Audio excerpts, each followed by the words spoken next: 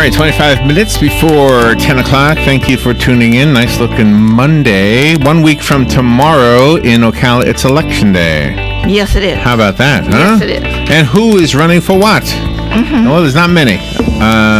Let's see. Kent Gwynn wants to keep his position, his seat as the mayor of Ocala. Barbara Feitos would like to have his seat. Yes. You might know the name Barbara Feitos. She has been an elected official before. She was one of our Marion County commissioners once upon a time, and real nice lady, real nice man, by the way. Both of them are respected in the community and much beloved. It's always interesting when you have two people you like running against each other for a particular political office. But anyway, they are the ones running. Now, the other race, well, there's really two more, but let me just tell you off the bat that the District 4 seat for the city councilman has no contender. So Matthew Wardell, who currently holds that seat, is not being contested or challenged by anybody. So he will obviously, most likely, keep that seat unless there's a gazillion write-in votes for somebody else, which I cannot think of one time when that has happened. No, I can't either. There are three candidates who would like Mary Sue Rich's seat. Now, Mary Sue is not running. She decided earlier this year that she was not going to attempt to hold on to District 2, her seat. She's been doing it since the 90s. I'm sorry I don't have the exact year, but she's been in there a long time, and she's given to us a lot of her time, made some common sense statements to the press, just a really great lady, and we have been served well by Mary Sue Rich. So there are three men, I believe they're all men, who would like her spot. Ira Bethia is one of those candidates. Reginald Landers is the other, and Tyrone Eugene Oliver Sr. is the third candidate. So if you live in the city, this applies to you. If you live outside the city limits, then you have nothing to do with this one. This is a completely, you have to have a city address. So that's right. However, what I thought I wanted to do, not to talk about those candidates necessarily, but we're coming up on a very heated political season with the presidential elections, like right around the corner virtually, right? And so many other elections coming around the corner. There are some local elections also, by the way, in other cities. No, I don't think any of them are next Tuesday in the Marion County area anyway. But hey, one of the best websites regarding local elections or elections in general is votemarion.org. Is it .org, Robin? I think so. Votemarion.org. Let me see. That's Wesley Wilcox's position. Yeah, what is his position? He's the supervisor of elections. That's his website, is what I meant to say. Sorry, Exactly. I was distracted by things. All right. So last year, Robin and I created a candidate scorecard. And I had forgotten about it, and I asked Robin to hold on to it, and she did, and she brought it in. So let's go over this scorecard, because this is a really useful tool to try to decide who is the best candidate. Oh, it's votemarion.com. Votemarion.com. Yeah, votemarion.com. Thank you. So there are several categories on here. Now, this is completely up to you, the user, as far as giving a score to each candidate. And I'll tell you what it's all about as we get through this segment a little bit. But the one thing that needs to be a part of this, and I sort of kind of will get to this, is the will of the people. If you believe that the will of the people, or the best interest of the people, let me put it that way. If you believe that the best interest of the people, let's use two polar opposites, okay? I guess you could say Bernie Sanders and Donald Trump are polar opposites when it comes to politics, right? Right. Okay. And I'm not trying to play politics here, nor am I trying to express any opinion, but I'm just using them as two known examples of people who probably disagree on a lot.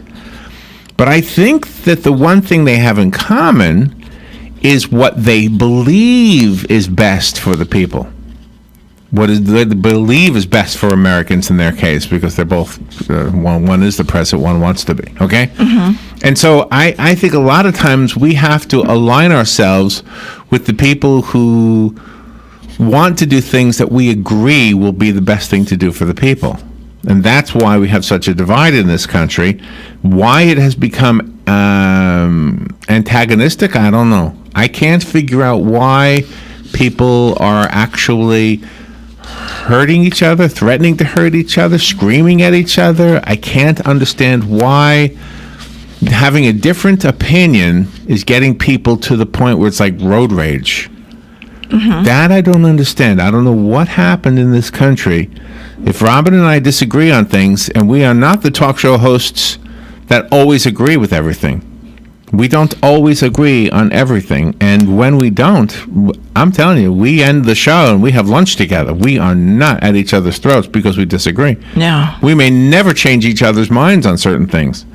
But that doesn't mean that I believe for 1 second that Robin has somebody's worst interests at heart, and she knows that I don't either. So I think that's probably an issue that we need to deal with in this country. Besides politics, we should figure out a way to kind of recondition our thinking so that if you disagree with the president, you don't, and you want to know something? The president does this too. He plays this same foolish game of name calling. Well, he just called the John Legend's wife from a nasty mouth or something like that. You got to stop doing that stuff. There's a lot of stuff the president has done that I agree with, that he's right about. But if I could coach him at all, if I could coach any of them at all, if I could coach anybody at all, it'd be to come on, do not think.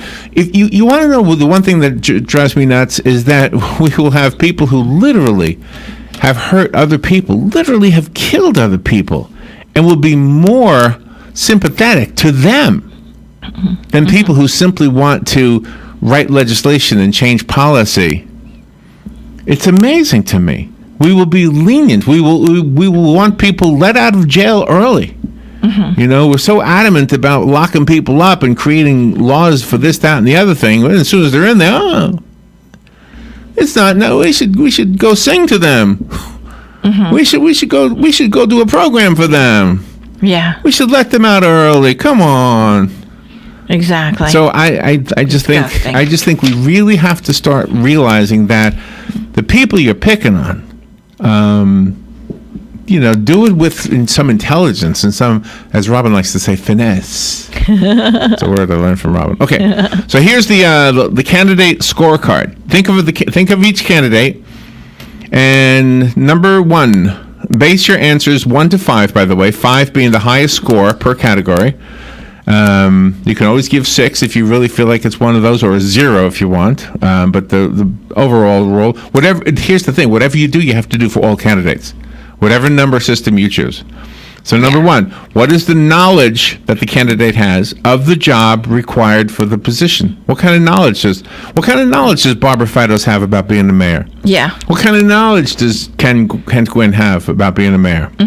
What kind of knowledge do they have about Ocala and Ocala's needs and Ocala's need for leadership? What kind of things will they be doing? What kind of knowledge do they have that makes them qualified for that job? The second question is their knowledge of the U.S. Constitution. Yes. I know that you don't think that applies with the city council job or with the county commission job or with the mayor's job, but it does. It does, because that Constitution is the foundation for every office in this country. What is the knowledge of the Florida state Constitution? It's a separate constitution. It's just as applicable. It's just as much of a foundation. It is part of the framework of the laws we live under. And if you are, in the mayor's case of Ocala, you're over the police department. The police department does what? They enforce the law. Where does the law stem from? The law stems from the Constitution. So remember, if you're voting for somebody, you got to know how much knowledge they have of the state constitution, of the U.S. Constitution, and of the job that's required of them. Those 3 pieces of knowledge. Yeah, it's very, very important. You have to know the rules. Now, the next one is kind of, there's an art to the next one. How are their leadership skills? There you go. That is super important. If you're elected into office, you're not just making law. You're also putting yourself at a place where people are going to look to you in times of need. They're going to look to you. What kind of leader do you want? Do you want somebody who will stand up there and defend the city? Do you want somebody up there who will stand and defend the country? Do you want somebody who's a pushover? No, you want a strong leader. And all people will look up to you, not just a select few, not just a niche, anything like that. When you're elected, you represent everyone. If I could describe the perfect leader to you, it would be George Patton in Mr. Rogers' Sweater. There you go. Yeah. I like that. Right? I've not heard that before. George You came up Patton with a good one. in Mr. Rogers' Sweater. In other words, somebody who's kind and gentle enough to understand and be empathetic, but somebody who's tough enough to slam the door on some nasty salesman's face. Yeah, I love that. All right? That's great. Without being rude. Okay. Somebody's going to use that now. The next category, give it a 1 to 5. What are the management skills of the candidate? Especially dealing with people. What are the management skills dealing with people? And then the next one, the management skills dealing with money and fiscal responsibilities, right? Have they shown in their history a disregard for taking a flight to another part of the country just because there's a convention going on? Yeah, exactly. That sounds like a lot of money. It does. That gets spent out of the taxpayer's pocket that should be considered. So what are their management skills regarding people? And what are their management skills regarding money and fiscal things, fiscal responsibilities? That's excellent.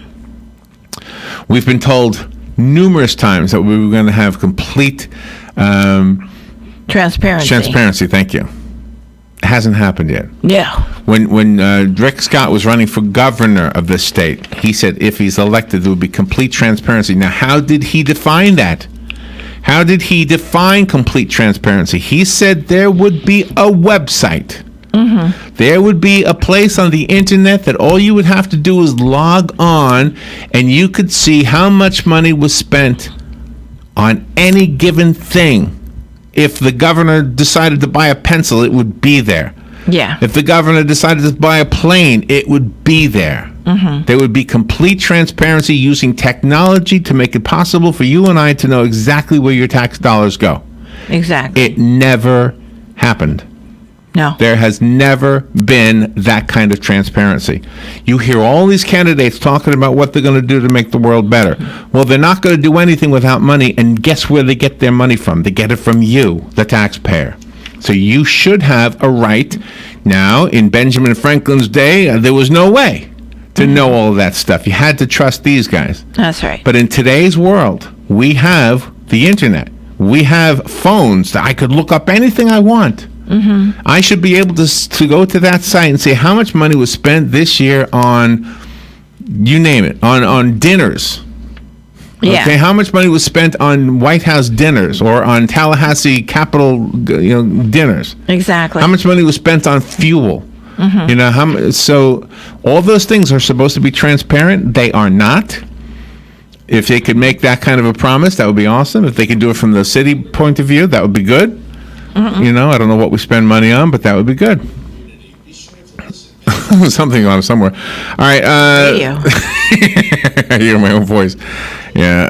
It's okay. Oh, it's a recording. Yes, I think it's an ad I did earlier. All right. The next thing on the local candidate scorecard is career experience related to the position being sought. Well, in the mayor's case, they both have held office, so they probably both get good marks on that one. Yeah, I would think so. The three guys running for Mary Sue Rich's spot, I don't know how much experience they have regarding being a city councilman, but the city council is responsible for a lot of infrastructure things. Oh, they are. Like fixing the roads, etc. So if any of them have been in that kind of world, that kind of business, then they would have some skills, some career experience that would be applicable to that. The next category for the local candidate scorecard is let's see, where did I leave off? Knowledge of the geographical district being represented. Yeah, if you're going to represent Sure. District 2, what do you know about District 2? If I was representing a district, you know what I would do? I would walk every single street in the district. Exactly. Now, you can't do that if you're the president, obviously, but you can visit every state. Yeah. But if it was a district kind of a thing where I would walk every district, I would make sure everybody in that district knew who I was, look, I'm your councilman. If you ever need anything, here's my card. I would get everybody's name. Again, we can use technology to do this. You can figure out who's the good guy and who's the bad guy simply by them having a relationship with you. That's right. Exactly. And those town hall meetings are great for that. If you're the pastor of a church, right? What's the one thing that sets apart the pastors who are beloved and those who aren't? It's staying in touch with the congregation. They know everyone's name. How well, members. Robin, and I'm not asking you to name your pastor, but do you feel like your pastor and you know each other? If you bumped into each other in the mall here? Oh, sure. And everybody in that church probably feels that way. I do. Pastor Jeffrey Shanks. He's wonderful. There you go. He knows everybody. He knows every situation. And that's smart. Everybody knows him, and he's fabulous. And Can't tell you how much fabulous And if you're looking to be elected into an office, you have to take that position because ultimately you are serving the people who are there supporting you. And you're not going to be able to serve anybody if you don't know who they are. That's right. Next one. Let's see, the awareness of the appropriate tasks to be delegated. Yes, you're not going to be able to do everything yourself. There's a lot of stuff that you're going to ask somebody else to do. Well, there are some things we expect you to do. There are some things we don't want to find out that you got somebody else to do it. That's right. But if you want to avoid washing the windows because it's really not fulfilling your job, then yes, you can delegate a window washer. I'm available. No, you're not. No, you are not. But that's really good. I'm tired of you just doing all these menial things. You're ready to be promoted. Oh my gosh. I'm so tired of this. All right, let's see. How about communication skills? Oh, yes, this is an interesting one because a person with poor communication skills is not necessarily a bad leader. However, communication skills can be learned and can be honed. And so if somebody is running for office and they have poor communication skills, they need to improve them. Everybody says Ronald Reagan was the great communicator, right? Yeah, right. Everybody has their own different way of communicating. Trump has communication skills that I would say are on the abrasive side.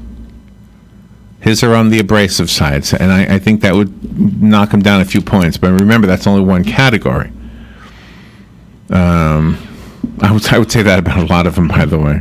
Yes, it's hard sometimes for people to express themselves adequately. But that can be learned. That's right, exactly. If you're running if you want to be a radio announcer, you better have communication skills. Yeah. If you don't, it can be learned. And P.S., if you're an elected official, you should get a talk show. Just telling you. Yeah. Because you will learn what you don't know. You will be corrected when you're wrong, right? Yeah. You will figure out that you're not always right. You will if you're honest with yourself, you'll listen to what your listeners are saying. That's right. And realize that maybe you had it wrong. I had to learn that lesson this weekend. That is a hard lesson to learn. I've learned that lesson too. Very hard for me. I'll explain later. Let me get back to this. Okay. So the candidate scorecard, we're up to accessibility. How accessible is he or she to the general public? Ooh, there you go. All right. Now look, if you're the county commissioner, if you're the city councilman, if you're the mayor, if you're anybody with the city of Ocala or the county of Marion, you should be accessible. I cannot tell you how many times I've been told when we were interviewing a candidate, they say, if you ever need any news or anything, if you want to know what's going on, if something we can help you in the county commission, give us a call. Yeah. So we had something one time, I don't remember what it was, and I'm not asking you to recall it, Robin, Okay. but I said to Robin, would you call the county commission and ask? Nobody returned her call. Nobody. None of you. No. None of you. Some of you are still in there, by the way. This was a while ago, so some of you were not in there at the time. Yeah. But Robin did try to call and left messages. You have to be accessible. If you want us to consider you as a viable candidate next time you're up for election, you better make sure that you are accessible, not just while you're campaigning. Exactly. That's another pet peeve I have. We've invited people who are running for office to come on the show to just give us an update. You know, the only one who does it? Heidi Mayer. That's right. Heidi Mayer is the only elected official who takes us up on the offer to pay us a regular visit. She comes in once a month and tells us what's going on with the school system. Yep. So say what you want about her. Say what you want about any elected official. But as far as trying her best to keep up to date, keep everybody up to date with what's going on, and to be accessible, she gets 20 stars. Exactly. In a 5-star category. Yep. Nobody else has taken us up on that. Whether you agree with her positions or not. Right, She's exactly. in here as an elected official giving you information about what she is doing. That's right. Just telling you. Telling it like it is here. Exactly. Kids. All right, next one. How much formal education do they have? All right, this is a 1 through 5. This is kind of an easy one, but try to hone that one so that it's specifically in regards to the position they're looking for. You know, how much formal education do they have? To me, somebody in an elected position for the city or the county or the school board here in our county, they should have a little bit of understanding about things that cost money regarding building. They should know how much it costs to build a school, or how much it costs to pave a road, or how much it costs to put up a traffic light. They should know all those things. And again, you may not have learned it in school, but you could learn it. You could learn it on your own. And that's the next category, informal education. How much knowledge have they acquired from their life, from their work, from their reading, from just living a life and being part of the community? Yeah, that's very important. You know, there's probably no school that's going to teach you that Tuscola Park needs to be kept clean, which they do a pretty good job at that. There's no school that's going to teach you how to cordon off traffic during the parade, that kind of thing. But you might need to know that kind of information if you're going to be running a town, a county, or a school district. Sure, you need to be very versatile in your knowledge. All right, how presentable? What kind of statesman or stateswoman skills do they have? This is, again, one of those kind of a frivolous thing, but at the same time, you do want. Does fill in the blank? Name anybody. Do they have a good press? Are they presentable? Do they seem like they've hold themselves? You know, do they stand straight, as my dad would say? Do they have a good posture? That kind of thing. Right.